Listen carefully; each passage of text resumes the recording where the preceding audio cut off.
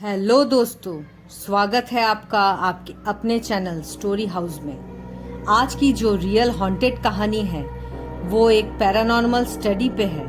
एक ऐसा घर जहां खुद घर के ओनर ने पैरानॉर्मल एक्सपर्ट्स के टीम को बुलाया था। ये कहानी है राहुल मजुमदार की, जो एक पैरानॉर्मल एक्सपर्ट रह चुके हैं। उनके साथ और भी 3 से 4 लोगों की टीम बनी थी उस आत्मा को उस घर से हटाने के लिए। तो चलिए आज की कहानी शुरू करते हैं। मेरा नाम राहुल है। मैं एक पैरानॉर्मल एक्सपर्ट हूँ। वैसे तो बहुत सारे केसेस मेरे पास आते रहते हैं। उनमें से एक ऐसा केस मुझे आज भी याद रह गया है जो मैं आज बताने वाला हूँ। ये केस इतना स्पेशल इसलिए है क्योंकि इस केस में खुद एक आत्मा ने मुझसे बातें की थी।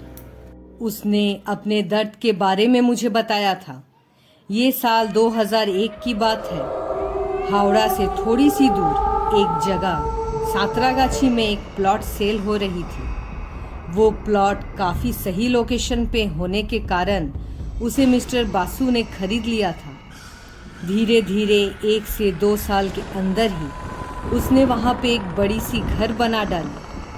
घर बनाते वक्त उस प्लॉट में एक बड़ा सा बरगद का पेड़ हुआ करता था, पर उस घर के डिज़ाइन में वो पेड़ के जगह को लेकर काफ़ी सारी प्रॉब्लम्स आ रही थी। इसलिए कॉन्ट्रैक्टर्स ने उस पेड़ को काट डाला और उस पूरे प्लॉट में घर की कंस्ट्रक्शन कर डाली।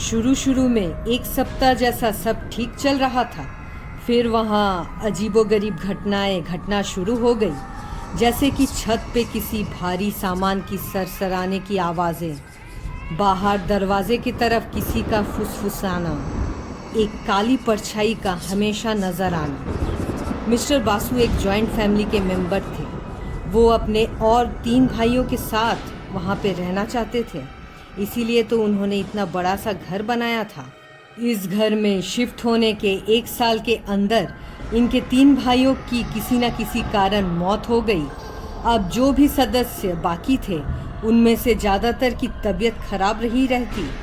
वो इन सारी चीज़ों से इतने परेशान हो गए थे कि मिस्टर बासु ने मुझे कॉल ही कर डाला। उन्होंने अपनी सारी घटनाएं मुझसे शेयर की।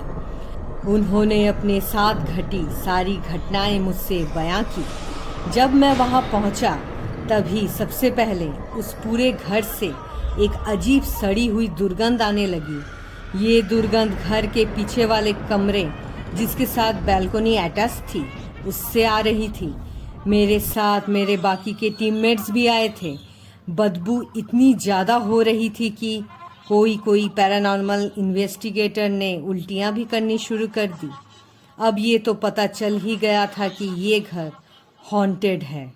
सिर्फ हमें प्रूफ की ज़रूरत थी और इसे प्रूफ करने के लिए हमने अपनी काफ़ी सारी इंस्ट्रूमेंट्स कनेक्ट की थी, जैसे कि लेज़र लाइट्स वाली cameras, sound amplifiers, graph machines. इन सारे इंस्ट्रूमेंट्स से हम किसी भी पैरानॉर्मल एक्टिविटीज़ को ट्रैक कर सकते थे। अब इसके लिए हमने एक दिन फिक्स किया था ताकि हम सब वहाँ पहुँचे और इन सब चीज़ों को पता लगा सकें। ताजुब की बात तो ये थी कि उस दिन मेरे बाकी सारे टीममेट्स किसी न किसी कारण आ ही नहीं सके। फिर मैंने सोचा आज की रात को ऐसे ही बेकार नहीं जाने देते। अब इंस्ट्रूमेंट्स भी कनेक्ट हो ही चुकी थी। मैंने घर के सदस्यों को दूसरी जगह शिफ्ट होने के लिए कहा, क्योंकि ये सब काम अकेले घर में किया जाता है। उन लोगों के घर से निकलने के बाद मैंने एक बार फिर से इंस्ट्रूमेंट सारे चेक किए और उन्हें अच्छे से लास्ट वाले कमरे में फिक्स कर दिया। अब पूरे घर की लाइट्स भी ऑफ थी। लगभग रात भर कुछ भी मूवमेंट्स कैप्चर नहीं हो पा रहे थे, पर रात के 2:30 बजे के बाद और 2:45 बजे के बीच में कुछ मूवमेंट्स मशीन्स में आने लगे। कुछ ग्राफ भी आ रहे थे। जो एम्पलीफायर मशीन्स थी वो भी रिस्पॉन्ड कर रही थी। अब मैं समझ गया था कि यहाँ पे जो भी आत्मा है वो मुझसे बात करना चाहती है। इस स्पिरिट की मूवमेंट्स को देखकर ये पता लगाया जा सकता था कि ये बहुत गुस्से में है और ये तुरंत कम्युनिकेट नहीं करेगी। लेज़र लाइट्स वाले कैमरा में एक काले से धुएं सा नज़र आ रहा था। मैंने जो साउंड एम्पलीफायर लगाया था उसमें कुछ कुछ साउंड कैच हो रही थी। ये साउंड एम्पलीफायर एक मशीन है जो सबसोनिक साउंड को सोनिक साउंड में चेंज करती है ताकि इंसान उसे सुन सके। जो कुछ भी साउंड उसमें रिकॉर्ड हुआ था उस रात मैंने उस साउंड को अच्छे तरीके से सुना और मुझे ये पता चला कि बहुत साल पहले उस ज़मीन में एक पेपर मिल हुआ करता था। वहाँ पे बहुत सारे कर्मचारी काम करते थे। उस पेपर मिल में कुछ गरीब औरत भी काम किया करती थी डेली लेबर के तौर पर। पेपर मिल के ओनर का जो बेटा था उसकी गंदी नज़र थी एक काम करने वाली लड़की पे। उसने उसे काफ़ी तरीके से शोषण किया और उसके साथ बलात्कार तक के जघन्य अपराध भी किए। उस लड़की के पास पैसे नहीं थे, इसलिए उस लड़की को पैसे दे देकर वो चुप रहने को कहता। बाद में जब वो लड़की प्रेग्नेंट हो गई और अपनी कुंवारी माँ बनने वाली खबर उस ओनर के लड़के को दी, तब उसने अपने कुछ दोस्तों के साथ मिलकर उस लड़की को गला घोट कर मार डाला और उसी प्रेग्नेंट हालत में उसे मारकर उसके लाश को उसी पेपर मिल की ज़मीन में दफना दिया। जब उसके माता पिता और कुछ रिश्तेदार आते उसके बारे में पूछने तो उन्हें भी पैसे दे देकर वो चुप करवाता या फिर किसी किसी को जान से भी मार देता। ऐसे करके सारे लाशों को उसी ज़मीन में उसने गाड़ डाला। कभी पुलिस भी इस लड़के को पकड़ नहीं पाई। इसने अपना काम इतनी सफाई से किया था। उन सब लोगों की आत्मा अभी भी अशांत है, उन्हें इंसाफ नहीं मिली। उस मिट्टी में एक बड़ा सा बरगद का पेड़ था। कहा जाता था रात को उस पेड़ से तरह तरह के रोने की आवाज़ें आती थी। भूतों का बसेरा था वो बरगद का पेड़।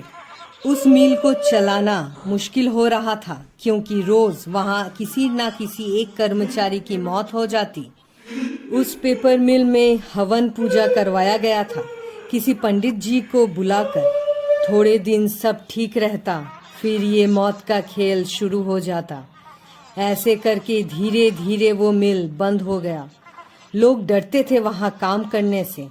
बाद में किसी तांत्रिक ने मिल के उस मिट्टी में एक बड़ा सा तंत्र वाला लोहा डाल दिया था ताकि वो आत्माएं अपना तांडव ना कर सके। बहुत साल तक सब ठीक ही चल रहा था। जब इस ज़मीन को बिल्डर ने खरीदा और प्लॉट के तौर पे बेचना शुरू किया, तब उस मिट्टी से लोहे के कीले को उखाड़ फेंका। वो कोई साधारण कीला नहीं था, उसमें तंत्र साधना की हुई थी। अब जब घर उसमें बन गया और वो बरगद का पेड़ भी कट गया था, तब जितने भी आत्माएं हैं उन सब ने उस घर को अपना बसेरा मान लिया और उस घर के लोगों को एक एक करके मारने लगा ताकि वो घर छोड़ दे और वो यहाँ से चले जाए, ताकि वो आत्माएं वहाँ पर शांति से रह सके। ये सब सुनते सुनते मैं कब सो गया मुझे पता ही नहीं चला। अब सुबह के 5 बज रहे थे और मेरी नींद अचानक से खुली। मेरे बेड के साइड वाले टेबल पर एक पुराना सा पेपर पड़ा हुआ था। उस पेपर मिल और उस लड़की के अचानक से गायब होने वाली खबर के बारे में छपी थी। ये काफ़ी साल पुरानी पेपर थी। इसका मतलब सब सच था। जो कुछ भी आज मैंने सुना, ये सारी बातें सब सच थी। इसका मतलब वो आत्मा मुझे मदद कर रही थी ताकि मैं उसके बारे में पता लगा सकूं। और उस पेपर में जो नहीं छपा था, जैसे कि उस लड़की के साथ क्या क्या हुआ, वो भी उस लड़की के आत्मा ने मुझे बता दिया था। अब दूसरे ही दिन मैं और मेरी पूरी पैरानॉर्मल की टीम उस घर में पहुंचे। अब हमें उस आत्माओं से उस घर को साफ करना था। ये उतना आसान नहीं था। मेरे साथ मेरा एक दोस्त भी वहां आया। वो एक तंत्र साधक था। उसे शास्त्रों का बहुत ज़्यादा ज्ञान था। उसने जब घर को अच्छे से देखा और उसकी परिक्रमा की, तब उसे ये पता चला कि प्रेत आत्माओं को रहने के लिए एक ऐसी जगह देनी पड़ेगी जिससे वो अपने से ही उस घर को छोड़ दे, और उन आत्माओं के शांति के लिए भी एक हवन भी करवाना होगा।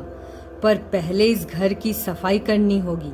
मेरे दोस्त ने एक बरगद का पौधा उस घर से थोड़ी दूर लगा दिया और उसमें कुछ मंत्र भी फूंक दिए।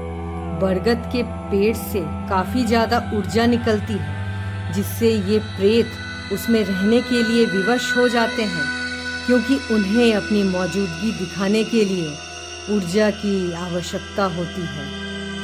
अब मेरा और मेरे पैरानॉर्मल टीममेट्स का यही काम था कि हम उस आत्माओं को बुलाएं और उन्हें एक नई जगह दें ताकि वो इस घर को छोड़ दें। जब हमने अपने सारे इंस्ट्रूमेंट्स फिर से कनेक्ट किए, तब हमें थोड़ी थोड़ी सिग्नल्स मिलना शुरू हो गई। सिग्नल को एम्पलीफाई करके ये पता चला कि वो इस घर को छोड़ना नहीं चाहते थे। अब क्या होगा? मेरे दोस्त ने मंत्रों का जोर जोर से उच्चारण शुरू कर दिया। अब वो सारी आत्माएं अपना तांडव दिखाना शुरू कर देती है। घर के जितने शीशे हैं वो धीरे धीरे टूटने लगते हैं, लाइट्स फ्यूज हो जाते हैं। वो अजीब तरीके से चिल्लाने की आवाज़ें, वो गिड़गिड़ाहट, वो रोने की आवाज़ें। लग रहा था सारे मशीन्स फेल हो जाएंगे। कान फट रहा था। मंत्र अभी भी चल रहे थे। वो सारी प्रेत आत्माएं उस घर को बिल्कुल भी छोड़ना नहीं चाहती थी। तभी तंत्र साधक ने उस घर की मिट्टी को हाथों में लेकर शुद्धिकरण का मंत्र उच्चारण करना शुरू कर दिया। उस लड़की की कंकाल जो थी उस मिट्टी में, उसी घर के मिट्टी में दफनाई हुई उसकी कंकाल अब कोई असर नहीं कर पा रही थी। ये करने के लगभग 20 मिनट बाद पूरा घर का माहौल शांत हो गया और सारे मशीन्स भी नॉर्मल साउंड करने लगे। इसका मतलब वो आत्माएं उस घर से निकल गई थी। उस बरगद के पौधे में मंत्रों के द्वारा उन सारे प्रेतों को खींचकर बांध दिया गया था। अब उस मिट्टी में भी शुद्धिकरण की पूजा करके मिट्टी को बांध दिया गया ताकि वो कंकाल अपना प्रभाव न डाल सके। आज ये घर पूरे तरीके से साफ हो चुका था, पर उस बरगद के पौधे को जीवन भर वैसे ही रखना होगा, वरना फिर से उन प्रेतों का तांडव शुरू हो जाएगा। तो आज की रियल हॉन्टेड कहानी यहीं पे ख़त्म होती है। आपको कैसी लगी हमें ज़रूर बताएं और स्टोरी हाउस को सब्सक्राइब करना ना भूलें ताकि इसी तरीके की कहानी आप सुन सके और एंजॉय कर सके। मिलते हैं नेक्स्ट वीडियो में आपके साथ स्टोरी हाउस में। तब तक बने रहे स्टोरी हाउस के साथ।